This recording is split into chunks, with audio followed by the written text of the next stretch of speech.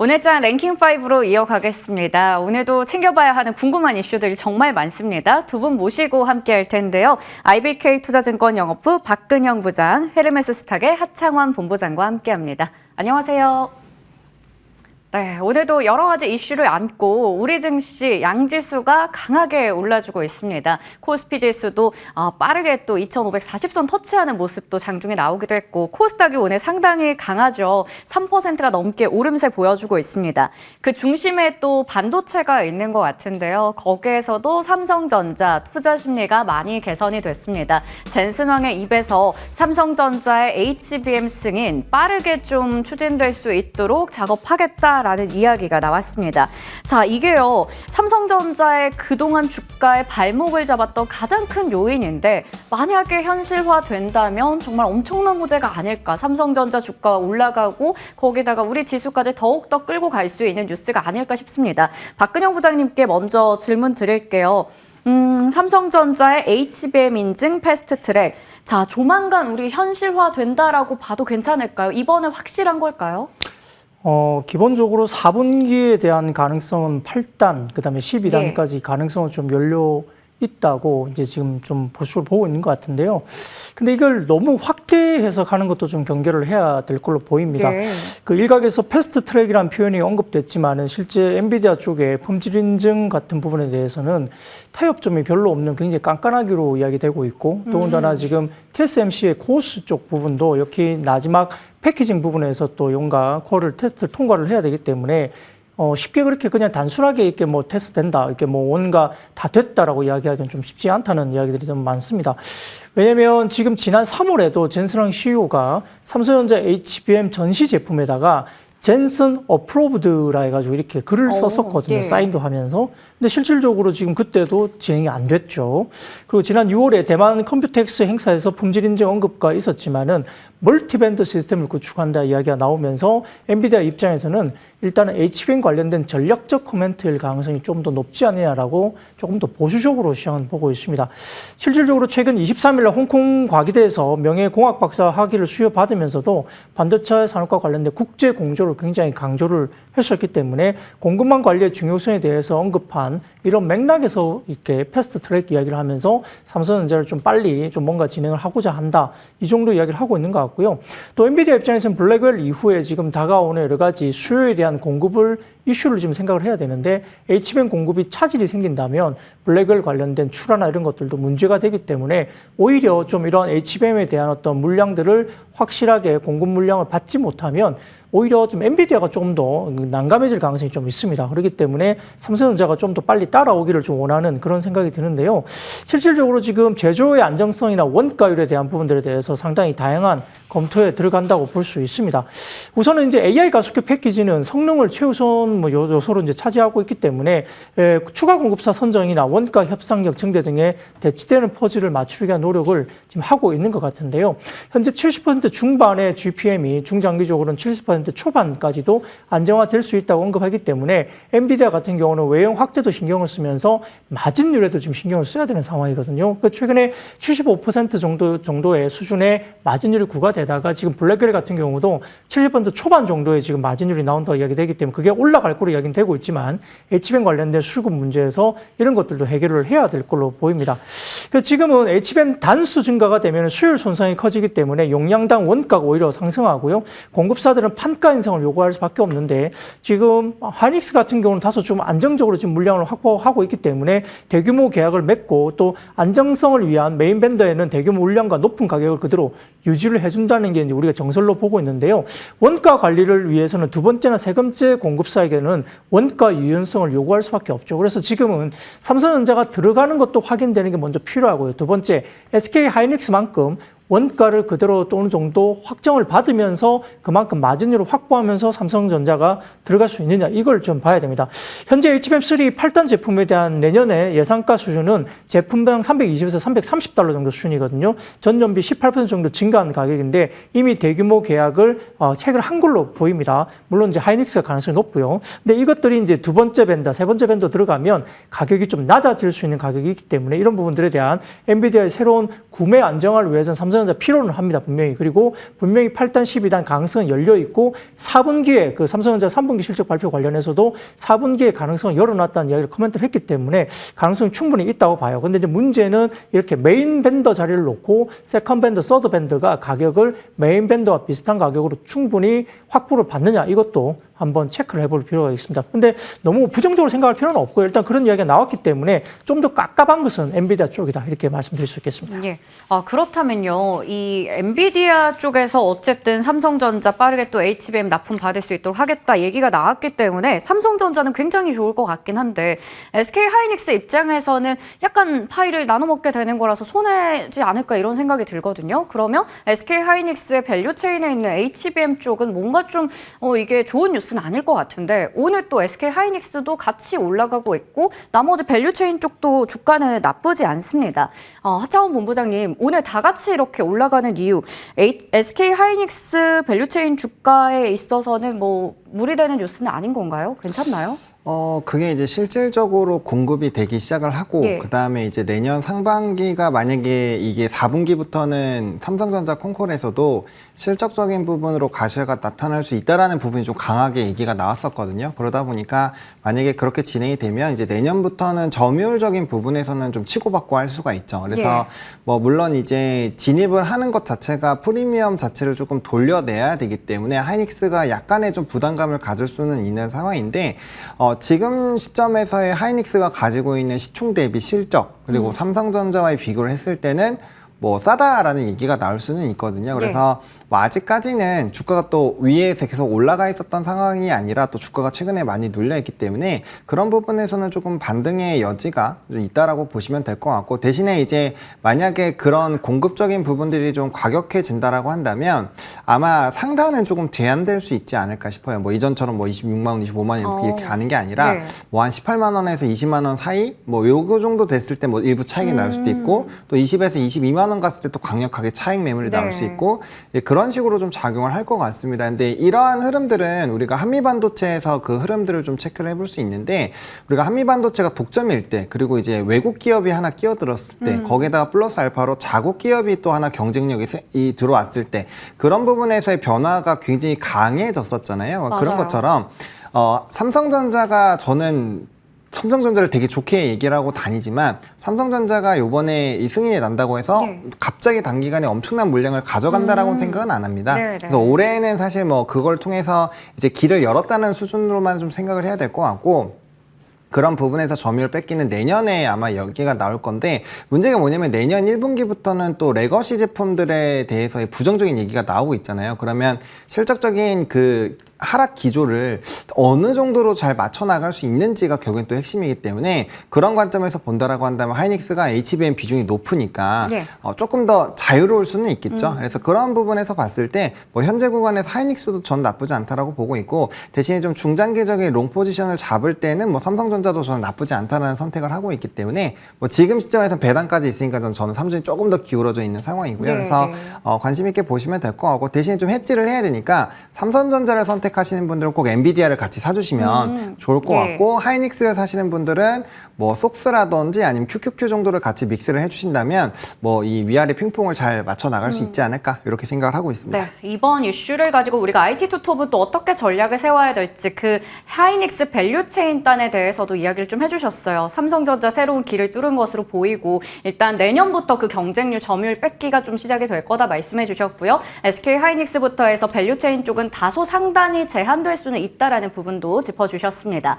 자, 그리고 삼성전자는 오늘 또 이슈가 하나 더 있었는데, 이건 사실 지난주에 나왔던 뉴스긴 하거든요. 갤럭시의 오픈 AI 챗 GPT 통합된다, 뭐 이러한 이야기가 돌면서 AI 소프트웨어 쪽이 지난주에도 상당히 좋았는데 오늘 오후 들어서도 막 치고 올라오더라고요. SP소프트가 오늘도 대장 역할을 합니다. 이런 가운데 AI 소프트웨어 관련주 너무 많잖아요. 박근영 부장님, 지난주에 나왔던 뉴스인데 오늘도 또 일단 영향을 받고 있어서요. 이 안에서 종목을 잘 골라봐야 될 것 같거든요. 어떤 종목이 가장 실소해주라고 볼 수 있을까요? 네, 뭐 따로 지금 보기는 좀 어렵지만 최근에 하드웨어 쪽보다는 소프트웨어 쪽이 각광을 받고 있고요. 오픈 AI 관련된 소프트웨어를 뭐 삼성전자의 스마트폰에 넣는다, 이거 가지고 움직인 건 아니고 지금 글로벌리 뭐 미국 시장에서도 지금 AI 관련된 그 소프트웨어 관련주가 지금 확실히 주가가 좋기 때문에 같이 연동돼서 가는 거니까 네. 그 이벤트보다는 시장에서 지금 이미 소프트웨어 쪽으로 매기가 좀 쏠리고 예. 있다. 팔란티어나 이런 쪽도 마찬가지고 지금 주가들이 움직이는 모습들이 있다는 거고요.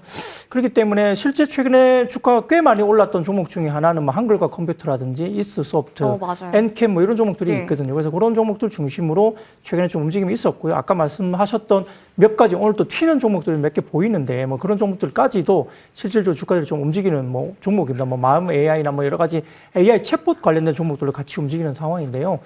실질적으로 지금 뭐 실적에 대해서라든지 사업 구조를 연결하는 거 보면은 좀 눈에 보이는 게 뭐 한글과 컴퓨터 같은 경우가 또 나쁘지 않은 커버리가 되고 있는 이런 이야기가 될 수 있습니다. 지금 AI 소프트웨어를 또 하고도 있고 그 다음에 자회사가 또 우주항공하고도 같이 연관되어 있는 종목이기 때문에 뭐 한글과 컴퓨터 정도도 좀 의외로 상당히 좀 눈여겨봐야 될 종목으로 볼 수도 있겠고요.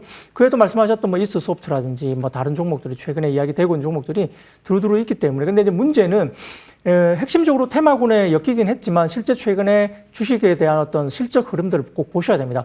뭐 실적도 없고 적자인데 그냥 단순히 엮여서 올라간다 이러는 주식을 좀 살 상황이 아닌 것 같고 한글과 컴퓨터를 제가 언급을 드렸지만 이 회사 같은 경우는 PR이 10배 정도까지 나오는 아주 우량한 재무구조를 갖고 있죠. 그런 거 이렇게 상당히 좀 실적이라든지 여러 가지 부분들 매출 구조, 성장성을 충분히 확인한 다음에 주식을 사야 될 것 같고 단순한 뭐 예전에 뭐 메타버스 올라갈 때 아무것도 없는데 메타버스 관련주라고 그냥 따라잡다가는 단순한 변동성이 좀 클 수 있어서 좋게 올라갈 수도 있겠네요. 초반에는 좀 있다가 실적이 안 나오고 막 적자가 나오거나 뭐 그 실적도 없는데 주가 올라갔다면 다시 좀 제자리로 내려올 수 있기 때문에 조심을 좀 하셔야 될 것 같습니다. 네. 갤럭시 폰의 챗 GPT 탑재설 이 뉴스보다는 전반적으로 지금 글로벌 시장에서 AI 소프트웨어가 강합니다. 그 흐름과 연동된다라는 말씀 주셨고요. 실적과 성장성을 따져봐야 되는데 종목은 한글과 컴퓨터, 이스트소프트 등으로 압축을 좀 해주셨습니다. 반도체와 AI 관련된 이야기를 해봤고요. 오늘 이 섹터도 강하지만 2차 전지 쪽도 상당히 좋습니다. 중장기적으로 우리가 기대할 수 있는 모멘텀이 나온 것 같은데 한번 체크해 보도록 하겠습니다. 유럽의 배터리셀 제조업체인 노스볼트가 파산 보호 신청을 했다고 합니다. 특히나 중국과도 경쟁을 했던 쪽이기 때문에 만약에 이제 이쪽도 사라지고 중국과의 경쟁 관점에서도 탈중국을 우리가 생각해 본다면 한국의 경쟁자는 없는 게 아닐까. 우리 2차 전지사에게는 굉장한 호재가 되지 않을까라는 생각이 들어서요. 하창원 본부장님, 오늘 셀 3사부터 해서 2차 전지 섹터가 상당히 시세가 좋습니다. 이제 정말 2차 전지 쪽 중장기적으로 우리 수혜를 한번 누려볼 수 있을까요? 네, 그건 이제 좀 뚜껑을 열어봐야 되지 않을까 싶긴 한데 일단은 뭐 조금 더 환경이 좋아지기는 했다라고 말씀을 드릴 수 있죠. 왜냐하면 경쟁자가 하나가 또 무너졌다라고 보시면 되기 때문에 다만 그 경쟁자가 무너졌었던 이유에 대해서는 우리가 잘 짚고 넘어가야 되겠죠. 물론 수율적인 부분에서 이쪽은 문제가 많습니다. 이제 우리나라나 중국 같은 경우는 수율이 95%가 넘죠. 근데 이들은 60%대이다 보니까 당연히 이제 파산을 수익성이 잘 안 나니까 힘든 구간으로 넘어가는 거고 대신에 그 부분에서도 캐즘이라는 이 업황이 좀 부진되는 영향이 분명히 있었거든요. 그러다 보니까 이제 시장에서의 뭐 이 파이 자체가 조금 더 커졌다. 상대적으로 좀 커진 것처럼 느껴질 수 있지만 결과적으로 이 시장 자체가 계속적으로 커져나가는 국면으로 넘어가지 못하면 뭐 단기적으로야 주가의 반등이 나올 수 있겠지만 그 상단은 상당히 제한될 수밖에 없다라는 거죠. 그러면 이제 우리가 어떠한 부분, 이 캐즘 구간이 정말 벗어나는 거냐, 뭐 물량의 큐가 늘어나는 거냐, 그런 것들을 확인해야 되는데 사실상 현재 시점에서는 그런 구조적인 부분에서 완전히 바뀌었다라고 보기는 어려워요. 일부 리튬 가격이 조금 반등을 했었던 것들, 뭐 그런 내용들이 약간의 변화가 있기는 하지만 그게 이제 또 구조적으로 또 엄청 올랐다라고 보기는 어렵거든요. 그래서 그런 내용들을 좀 머릿속에 가져가셔야 될 것 같고요. 그다음에 또 IRA 법안에 대해서도 사실 뭐 저는 개인적으로는 폐지는 안 될 것 같고 이제 수정까지는 가능할 수도 있겠다라는 생각을 가지고 있는데 그런 원론적인 부분에서의 문제들이 아직 해결이 되지 않았죠. 보조금을 제외한다라고 했을 때 과연 이 기업들이 지금 실적을 잘 나느냐. 물론 저는 ESS 부분은 조금 유망하다라고 생각을 합니다. 왜냐하면 단기적으로 이제 변압기나 전선 같은 경우를 빠르게 인프라를 구축하기가 어렵기 때문에 결과적으로 에너지에 대한 수요가 계속적으로 늘어나고 있는 국면이고 그 부분에서는 ESS에 대한 수요가 많이 늘어나고 있는 것들은 이미 우리가 확인을 할 수가 있어요. 뭐 대표적으로 미국의 이제 대표적인 1위 기업이죠. ESS 업체인 플루언스 에너지 같은 경우는 지난 1분기부터 계속적으로 실적과 수주량이 늘어나고 있고 주가 추이도 회복이 꽤 됐습니다. 뭐 테슬라도 마찬가지죠. ESS 부분으로 보면 거의 100% 이상씩 계속 성장을 해오고 있는데 그래서 그런 방향으로 포커스를 잡고 진행을 하시는 거는 나쁘지 않다라고 보고 있지만 배터리 쪽에서는 이제 테슬라의 FSD 그리고 저가 모델이 계속 나오면 결국엔 수익성 부분에서의 노이즈가 생길 수밖에 없거든요. 가격을 계속 떨어뜨릴 거니까 그럼 우리가 그거에 발맞춰서 움직임이 나와야 되는데 과연 그런 부분에서 타격이 없이 오히려 수혜라고만 얘기를 할 수 있느냐 저는 그 부분에서 조금은 좀 회의적이기 때문에 어쨌든 그런 것들을 좀 잘 따져 보셔야 될 것 같고요. 뭐 ESS 부분에서는 저는 뭐 굉장히 큰 성장이 나올 거라고 생각하고 있기 때문에 뭐 3사 중에서 그쪽 연관되어 있는 쪽이나 뭐 아니면 뭐 대표적으로 서진 시스템은 또 플루언스 에너지랑 연결이 되어 있죠. 그래서 그런 기업들은 좀 관심 있게 보셔도 괜찮지 않을까라고 생각을 하고 있습니다. 네, 2차 전지 섹터 안에서도 또 ESS 관련된 쪽도 체크해 보자. 그쪽을 좀 긍정적으로 말씀해 주셨습니다. 그러면 이 섹터 안에서 최근에 양극재 쪽도 상당히 좋은 시세를 내고 있던데 이제 업황이나 주가도 완전히 다 바닥을 찍은 건지가 궁금하네요. LNF 중심으로 해서 또 최근에 많이 올라옵니다. 오늘도 굉장히 좋은 시세가 나고 있는데 박근영 부장님, 양극재 기업들 최근에 차트 보면 우상향하고 있거든요. 확실히 업황이나 주가 우리가 좀 우려했던 부분들 이제는 바닥을 찍었다. 턴했다라고 볼 수 있을까요? 아직은 좀 이른 것 같습니다. 뭐 업황과 네. 관련해서는 내년 1분기까지는 안 좋을 걸로 이야기되고 있고요. 네. 내년 2분기, 빠르면 2분기, 아니면 좀 늦으면 내년 하반기, 뭐 3분기 접어들면서 조금 바닥을 이제 확인하고 올라갈 걸로 지금 보고 있어서 아직까지 수요나 이런 부분들은 크게 늘지 않는 상황이고 오히려 셀업체 가운데 뭐 LG 엔솔이라든지 이런 쪽을 좀 보시는 게 좋을 것 같고 굳이 좀 이제 다른 쪽을 본다면 LNF 정도 이렇게 테슬라가 물량을 많이 드러낼 때 그때 수혜주로서는 결국은 LNF가 가장 좀 수혜주가 되지 않을까 싶고요. 에코프로 그룹이나 다른 쪽은 아직까지 실적이라든지 이런 것들도 아직은 내년 1분기도 상당히 좀 좋지 않을 걸로 지금 추정이 되고 있는 상황이고 지금 일부 리튬 가격이 반등이 나오다가 다시 좀 하락 쪽으로 오늘도 다시 조금 그러고 있는데 실질적으로 뭐 완전히 바닥에서 이제 돌파하거나 상방으로 막 V자 반등이 나거나 이런 게 아니기 때문에 또 수요도 지금은 아직은 좀 그렇고 또 테슬라 관련해서도 마찬가지지만 트럼프가 IRA를 뭐 폐지는 하지 않겠지만 뭔가 조금 어렵게 만드는 그런 시점은 분명히 정책적으로는 그럴 수 있다. 이야기됩니다. 다만 우리가 너무 이제 트럼프가 뭐 당선자가 뭐 결국 이제 대통령직을 수행했을 때 IRA가 폐지된다 이렇게 극단적으로 이야기하는 것은 좀 잘못된 것 같고요. 더군다나 한 방향으로 IRA만 생각하지만 IRA를 통해서 미국 쪽도 어떻게 하냐면 지원금을 주고 그러면 그 수요가 많이 늘어나면 그 수요에 대해서 이제 세금을 걷는 거죠. 그러니까 IRA 지금 지원금과 관련해서 세금을 통해서 이제 메이크업을 받기 때문에 정부 입장에서는 거기에 대해서 여러 가지 뭐 인력에 대한 어떤 뭐 일자리라든지 이런 것들에 대한 수위가 또 있기 때문에 공화당 지역에 또 많은 이러한 뭐 셀이나 공장들이 많습니다. 그렇기 때문에 IRA 자체를 폐지하기가 상당히 좀 정치적으로 어렵다라고 보는 게 맞고요. 또 IRA를 주는 것이 결국은 정부가 손해일까 이익일까에 대한 따졌을 때 대규모 적자 재정을 하는 트럼프 입장에서는 다른 데서 좀 줄여야 된다. 그러니까 AMPC라든지 그다음에 뭐 IRA 관련해서 IRA 내에 AMPC가 있거든요. 이런 것까지 지금 좀 줄여야만이 재정 적자를 좀 탈피하지 않겠냐 이런 생각을 하지만 그래도 IRA 폐지 자체는 가기가 좀 힘들고 뭐 여러 가지 부분에서 수정안이 나오거나 뭐 이런 가능성은 조금 있을 가능성이 있습니다. 다만 이제 문제는 수요인데요. 그렇게 해서 여러 가지 부분들이 수요가 좀 확인이 되고 좀 올라와야 되는데 몇 개 이제 그 IRA 폐지나 이런 것들에 대해서 지금 일론 머스크도 동의를 한다. 다만 그렇게 됐을 때는 테슬라만이 여기에 대해서 수익을 얻을 것이다. 이렇게 이야기를 하고 있어서 굉장한 자신감을 갖고 있고 올해 대비 내년에 자동차 관련된 전기차 판매량을 테슬라가 30% 정도 늘 것이다 이야기를 합니다. 시장에서는 한 15% 정도 올해 대비 테슬라가 내년에 늘 것으로 보고 있지만 일론 머스크는 자신감 있게 30%까지 늘 것이다 이야기를 하고 있죠. 그러면 만약 이 IRA 관련된 어떤 변수 때문에 테슬라가 다시 반사수혜를 받는다고 한다면 역시나 그에 대한 부분들이 LNF나 이런 관련된 섹터가 움직임이 좋을 것 같고 다만 노스볼트가 이렇게 파산 시행이 되고 뭐 이렇다고 해서 완전히 파산은 아니고요. 구조조정을 하게 될 텐데 그렇게 되면 노스볼트하고 계약되는 뭐 2차전지 장비주라든지 이런 쪽은 좀 악재일 가능성이 있죠. 그런 것도 좀 조심을 해야 될 것 같고 아무튼 양극재 어제보다는 셀이 좀 더 낮고 그다음에 에코프로 머티라든지 일부 LNF나 이런 관련된 일부 좀 수혜를 받을 수 있는 몇 개 종목으로 좀 슬림화하시는 게 좋을 것 같습니다. 네, 오히려 이쪽에서 실적까지 보려면 내년 1분기까지는 좀 봐야 된다 얘기 주셨고요. 테슬라와 직접적으로 연관 있거나 또 일부 종목들 위주로만 압축을 시켜보자라는 관점까지 제시해 주셨습니다. 오늘 2차 전지 섹터도 상당히 지수를 잘 끌어주고 있지만 이 제약바이오 안에서도 특히 코스닥의 시총 상위 1위 알테오젠 상당합니다. 주가 상승률 오늘 오후장 들어서 더 키워갔죠. 특허 침해 루머 때문에 지난 한 주 동안에 정말 큰 변동성을 보여주고 거의 뭐 6거래 연속으로 급락하는 모습 보여주다가 7거래일 만에 반등이 나왔습니다. 여전히 12%대 급등 유지하고 있는데요. 뭐 알테오젠뿐만 아니라 네이처셀부터 해서 지난주에는 정말 이러한 시총 상위 제약바이오가 안 좋았었거든요. 근데 갑자기 급반등이 나와요. 최근에 변동성이 커지고 있는 부분. 하창원 본부장님, 이게 수급 부분에서 단기적으로 변화가 나타난다. 그러니까 급락했을 때 또 빠르게 들어가자 이러한 수급적인 요인인 것인지 아니면 뭐 리포트도 나왔고요. 문제 없었다 이런 얘기 나오다 보니 좀 바뀌고 있는 건지 기술적으로 어떻게 판단해야 될까요? 뭐 저는 기술적으로는 문제가 없다라고 생각을 합니다. 예. 이미 뭐 오늘 신한투자증권에서 애널리스트에서의 리포트가 워낙 잘 나와 있기 때문에 그거 한번 읽어보시면 좋을 것 같고요.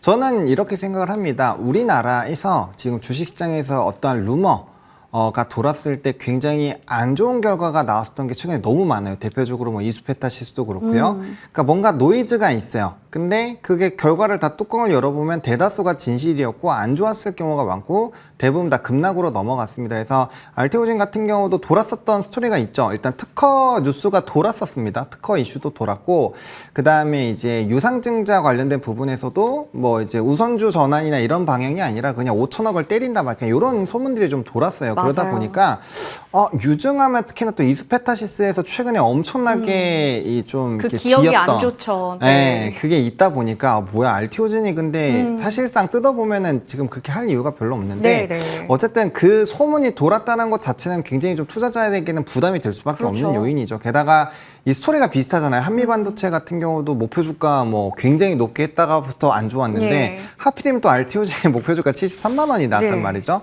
그러다 보니까 누구나 다 수익 실현을 할 수 있는 시점에서 갑자기 투매 물량이 나오니까 그럼 이게 진짜인가 보다 하고 막 너도 나도 이렇게 던지게 되는 상황들이 좀 마련이 되지 않았나라고 보고 있습니다. 그래서 그런 이제 수급적인 부분에서의 변화가 나왔고요. 그 계기는 일단 신뢰도의 좀 부재 그리고 최근에 연이어서 나왔었던 그런 루머들에 대한 피해들 그런 것들이 좀 같이 복합적으로 연결이 되어 있었다라고 보면 됩니다. 그리고 지금이야 특허 부분에서 뭐 할로자임이랑 이 관계가 명확하게 좀 이제 구분이 되어 있고 이제 구분을 하기 위해서 특허에 대한 분쟁을 하는 예. 쪽으로 수리가 되어 있는데 사실상 이제 그런 것들은 알고 있었죠. 머크가 가지고 있는 특허의 그 범위가 할로자임보다 더 커요. 네. 근데 아시겠지만 특허는 작은 거에서 큰 거를 공격하기가 쉽지가 않거든요. 그러니까 그거는 알고 있지만 그럼에도 불구하고 혹시나 무슨 노이즈가 있을까 봐. 그리고 네. 이미 머크랑 이제 알테오젠이 독점적으로 계약을 한 거기 때문에 만약에 머크사가 지더라도 알테오젠으로 피해가 오는 건 0.1%, 0.01% 네, 이렇게 네. 얘기가 나왔었거든요. 사실상 거의 피해가 없는데도 불구하고 좀 떨어졌다라는 점. 그리고 사실 펀더적으로 뭔가 에러적인 부분에서 문제가 생긴 것도 아니고 뭐 SC 제형에서의 문제가 생긴 것도 아니고 그렇다고 로열티 부분에서 문제가 생긴 것도 아니기 때문에 일단은 이 바뀐 건 없죠. 상품은 똑같은데 그러니까요. 그 상품을 바라보는 이제 사람들의 마음만 변한 거기 때문에 거기에 따른 변동성은 단기간에 좀 나올 수 있지 않을까 이렇게 생각을 네. 하고 있습니다. 심리적인 부분이 제일 컸던 것 같아요. 그런 뭐 소송이나 이런 노이즈라는 게 사실 굉장히 투자자 입장에서 불안할 수 있는 부분인데 그에 따라서 수급적인 영향 많이 받았고 펀더멘탈 측면에서는 이상이 없다라는 부분도 짚어주셨습니다.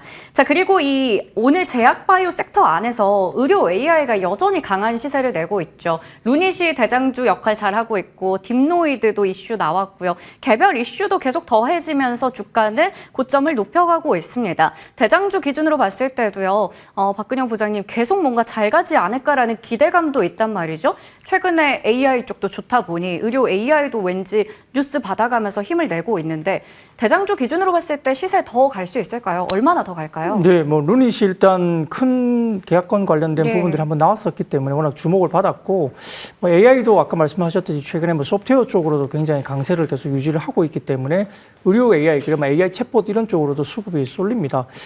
의료 AI 쪽은 뭐 방향성은 분명히 맞다고 봅니다. 지금 계속적으로 확장 추세에 있는 것도 맞고, 그다음에 실적도 여기에 따라서 점점점 올라오는 것도 맞기 때문에 당장 뭐 작년 올해 실적을 생각하면 큰 폭의 뭐 이익이 나오거나 이런 건 아니겠지만 당장 계속적으로 개선되거나 적자폭을 줄이거나 이러면서 어떤 흑자 전환에 대한 구조가 확실하게 나오고 있는 모습으로 가고 있는 상황이기 때문에 아마 시장에서 우리가 엑스레이 판독이라든지 여러 가지 인간이 판독하기가 조금 어려운 여러 가지 부분들에 대해서 가독성을 높여준다든지 뭐 보조기구라든지 이런 쪽으로 충분히 가능하고요. 이것을 현재 많은 병원들에서 지금 채용을 하고 있고 글로벌 확장세가 있다는 점에서 결국 이런 것들에 대한 기대감을 땡겨서 좀 주가들이 먼저 움직인다 볼 수도 있겠습니다. 그래서 루닛이나 이런 쪽이 이미 이야기를 했고요. 그 외에도 뷰노라든지 여러 지금 의료 AI 쪽 관련해서는 일단은 확장을 가지고 있고 스토리가 계속 전개가 되고 있기 때문에 조금 긴 호흡으로 뭐 실적이나 다른 것보다 조금 더 먼저 올랐다고 한다면 조금 기다리실 수는 있으나 어떤 방향성에 대해서는 우상향 그림이 역시 확장성을 충분히 가지고 내년, 내후년까지도 좀 긴 호흡으로 충분히 접근 가능하다 볼 수 있겠습니다. 네, 긴 호흡으로도 접근이 가능하다라는 부분 의료 AI 관련해서 설명해 주셨습니다. 꾸준히 시세 연결되고 있는 상황에서 우리 긍정적인 관점에서 지켜보도록 하겠습니다.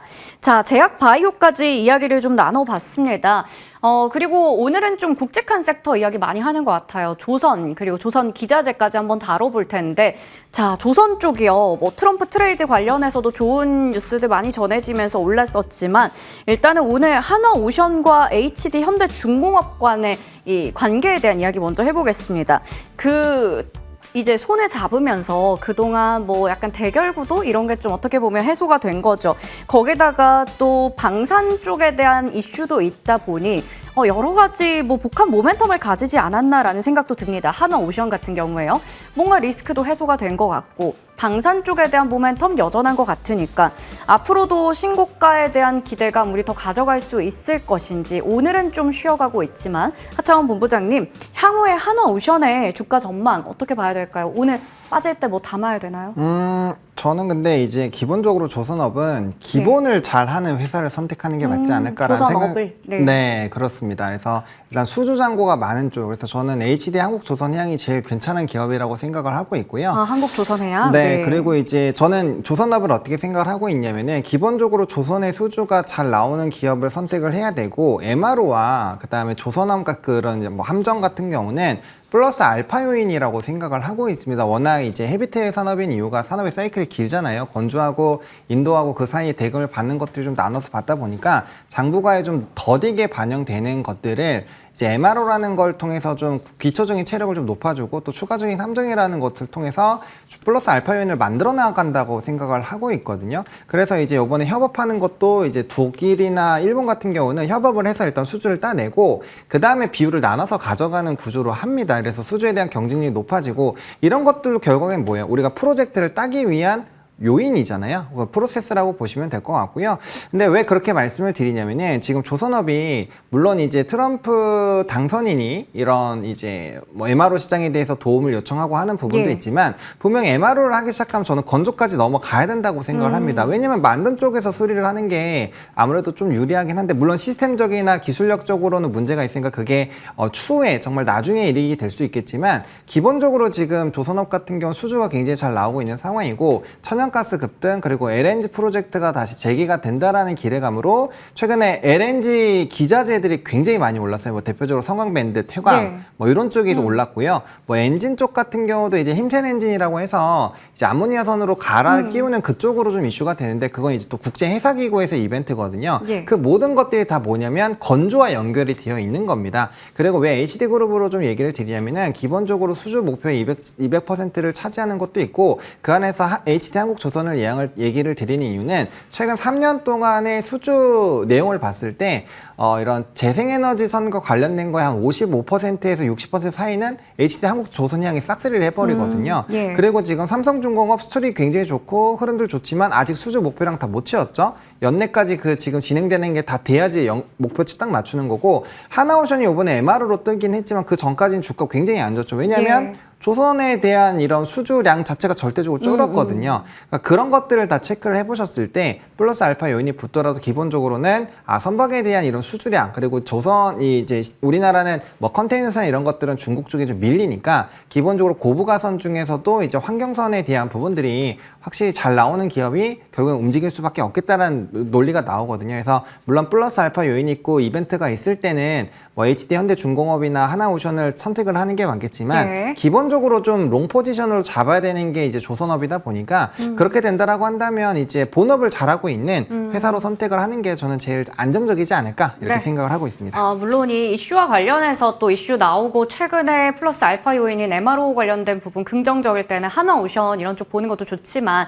조선 섹터 안에서는 조선업 본업 잘하고 있는 HD 한국조선해양이 좋다라는 말씀도 함께 주셨습니다. 그리고 앞서 기자재 요즘에 잘 간다고 얘기 주셨잖아요. 뭐 성광밴드 같은 경우에도 신고가 영역이었고요. 기자재주 같은 경우에는 잘 가는 이유들이 많죠. 뭐 조선업에 대한 그 낙수 효과도 있을 것이고 12월부터 대왕고래 관련해서 시추도 이제 시작된다고 하는데 일단 일정도 있고 뭔가 실적이나 이런 것도 기대할 수 있을 것 같아서요. 박근영 부장님, 대왕고래 일정에 따라서 우리가 좀 트레이딩을 해야 될지 아니면 그 안에서도 엔진주 잘 나가는 쪽 초점을 맞춰봐야 될지 고민됩니다.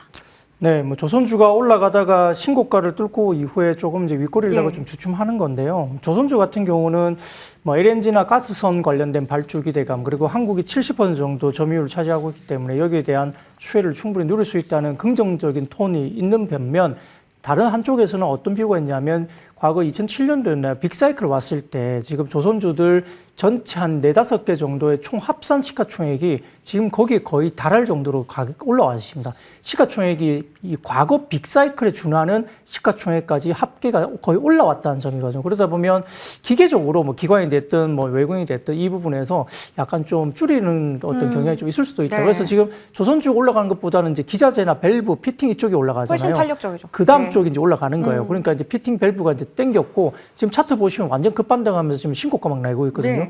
그런 것들도 이제 한 타임이 넘어가고 나면 또 쉴 수 있는 구간이 또 나올 수 있다는 것 때문에 신규로 지금 정도 자리에서 지금 막 몰려 들어가는 것은 조금 부담스러울 수 있다 생각이 들고요.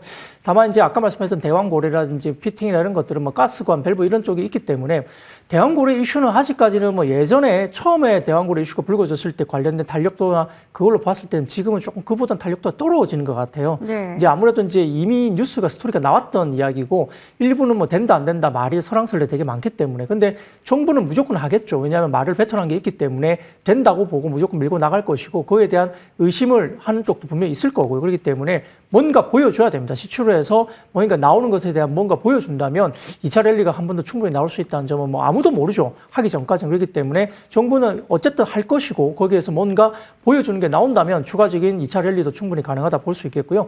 여기에 따라서 이제 밸브나 피팅 같은 경우도 단기 급등에 따른 약간의 눌림이나 이런 것들을 좀 기다려 주시는 게 신규 입장에서는 좀 더 낫지 않을까 생각이 드는데 아직까지는 뭐 가스선이나 이런 것들에 대한 기대심, 조선주도 마찬가지로 그런 것들이 있기 때문에 아직까지는 가스나 밸브 이런 쪽도 여전히 조금 더 긍정적으로 보는데 다만 어쨌든 최근에 많이 올랐다. 그리고 뭐 성광밴드나 태광, 성광밴드는 이제 지배구조 관련된 여러 가지 주주 관련이 또 있었기 때문에 탄력도를 받고 올라갔는데 조금 오른 것이 부담스럽다 생각이 듭니다. 네. 일단 지금 자리에서 따라잡기에는 좀 단기간에 많이 올라와서 부담스럽기 때문에 눌림 정도를 활용해 보자라는 말씀도 주셨습니다. 자, 이렇게 오늘 저희 준비한 여러 가지 이슈 이야기 나눠봤고요. 오늘 두 분과 함께 했습니다. IBK 투자증권 영업부 박근영 부장, 헤르메스 스탁의 하창원 본부장, 오늘 말씀 감사합니다.